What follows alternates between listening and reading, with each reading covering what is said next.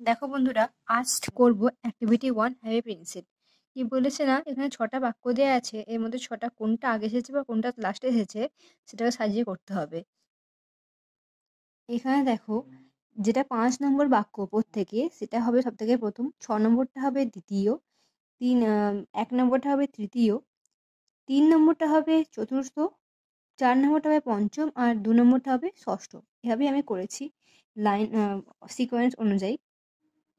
তারপর দেখো বলেছে অ্যাক্টিভিটি 2টা কি করতে না, টেক্সট থেকে খুঁজে নিয়ে শূন্যস্থান পূরণ করতে।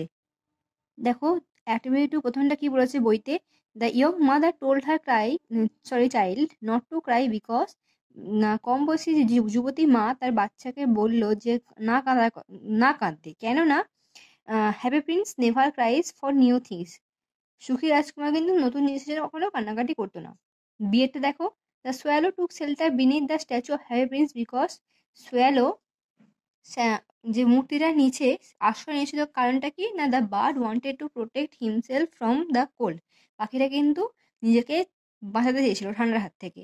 সিয়েরটা দেখো, the swallow mistook dash for rain, swallow বৃষ্টি ভেবে কি ভুল করেছিল, the tears of the Harry prince for rain, না হ্যারি প্রিন্সের চোখের জলটাকে সে বৃষ্টি ভেবে ভুল করেছিল।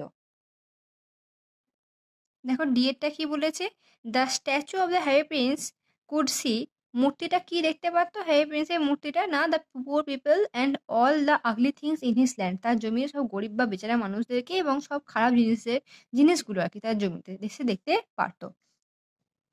দেখো অ্যাক্টিভিটি 3 কি বলেছে, why does the swallow think that the statue of the Harry Prince has a golden heart, না দেখো অ্যাক্টিভিটি 3 উত্তরটা কি বলেছে, when the bird saw that the statue of Harry Prince is very concerned about his land's people, then the bird realized that the statue of Harry Prince has a golden heart.